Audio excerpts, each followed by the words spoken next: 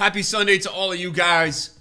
I'm having a rough day. You guys know, not feeling great, and I woke up today as well to Spurs conceding a penalty in the last minute, tying the game, dropping points again, and Bayern got absolutely steamed on. We lost 4-1 to Hoffenheim. I've already got haters writing in the comments, Nick, you support 20 teams. When I just said I support 2 teams. But yeah, man, it's been a rough day. Also, guys, Ben Yedder is going to get a team of the week. I mean, it's just a madness, man. But we're 3 or 4 days away from FIFA 21. I think we're 3 days away, guys. So we finally are all going to have something to do. I feel like none of us have been doing anything for half a year now. I know I haven't. So I'm super excited for the new release. Hopefully you guys clicked on this video and you guys are doing well today. That is obviously very important. Today's video is going to be very, very, very important, man. So I need you guys to watch the whole entire thing. You need to watch the whole video, okay? But yeah, super important video today, guys. We're going to be taking a look and talking today about some things on FIFA 21 that are very important. So you guys are going to make sure you want to tune in. If you guys enjoy the video today, thumbs up, man. Toss it a thumbs up, guys.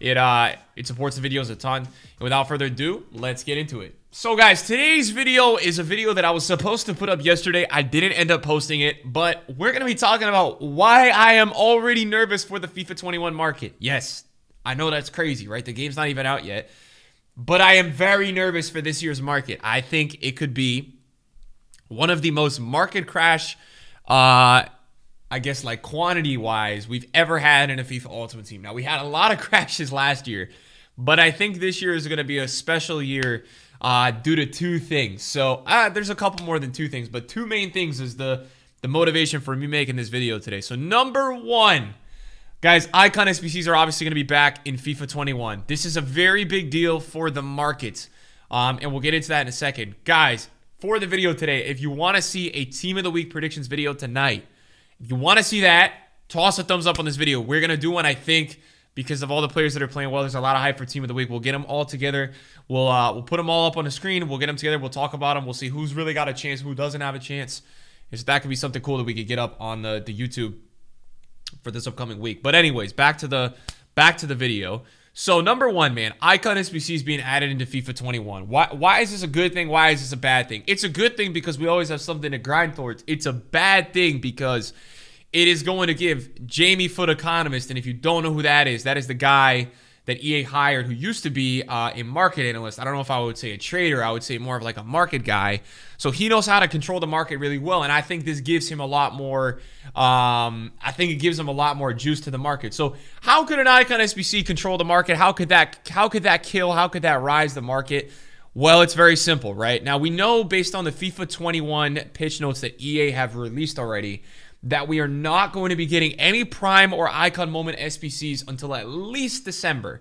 That's what we're seeing, right? Because Primes don't even go into packs till December. However, EA have said that at the end of November, they're going to be dropping the first Icon SBC. So it'll be a baby and a mid, baby or mid Icon SBC. And I think what's really interesting to consider is, guys, FIFA last year came out 9 days before this current date right now. It was out already 9 days ago. So last year, picture yourself chilling, no coronavirus, none of this BS, and you're playing FIFA peacefully on September 18th. Well, right now it's September 27th, and this year we don't get FIFA until like October 1st, even with the earliest access. I think it's the 9th for everybody. So what this means, guys, and this is what I wanted to kind of lead my point into, guys, Black Friday is going to be really close this year to the release of FIFA. So usually, last year, for example, the full game release comes out today, or like yesterday, right? 26th, 27th. What this means is that people literally had 2 months, right? I would say a realistic month and a half, month and a week before there was any sort of Black Friday panic. This year is going to be a little bit different. We're starting off with the Once to Watch promo. You know, we're going to have another week of that. Then we're going to have some Scream. And then I think we're getting right into Black Friday, man. I think that's going to be very close after Scream. What I mean by it's coming is that, look, Black Friday might not be to the end of November, but there's always the panic, man. And people panic, bro, for no reason, but it just happens. People don't feel comfortable to buy. The rises for Weekend League aren't as hard. So, yeah, 2 things that I think are really poor for the market, right? I think that Foot Economist has a lot of control with this, with the Icon SBCs. Now, we don't have to worry about the Icon SBCs, guys, until the end of November. That's just a given, right? There's no way that they're going to drop icon SBCs before November. They could drop a repeatable base / mid icon SBC before November. That is possible. Do I think that's going to happen? Not really, because I don't think EA dropped one of those until like, again, I think it was Black Friday or some point in December last year with those repeatable SBCs. So I don't think EA is going to do that early on, but it's always a possibility. But how does an icon SBC give EA a lot of market control when you have the ability, guys, to drop 2 to 3 icons at the same time with 83 to 88 rated squads? What it does is it takes coins off the market, right? This is a very big concept that EA like to do this stuff, man. You guys will see when you play FIFA 21 Ultimate Team, if you were not around in 20, 19, 18, 17, there are weeks that you guys can see that EA really wants to go in and take some coins off the market. And what that means is that they're dropping SBCs. A lot of the time they drop these 150k player SBCs. You don't know if you should do it or not. You end up doing it. You do like 5 players. 2 weeks later, you're not even using any of them, but you gave EA 750, 800k, and that's a lot of people do that. So it's EA's way of draining people's coins. And, you know, we've already seen that EA had advertised for FIFA 21, you know, to spend FIFA points. It was on some magazine article. It was all over Twitter yesterday and the day before. So EA are not shy of trying to make you broke and then you having to spend FIFA points. I'm really hoping that you guys choose what you want to do, but don't let EA make you broke and then bully you into spending money. If you guys want to spend money on the game, that's fine, right? I'm not going to judge you for that. That's your own investment. That's your own money.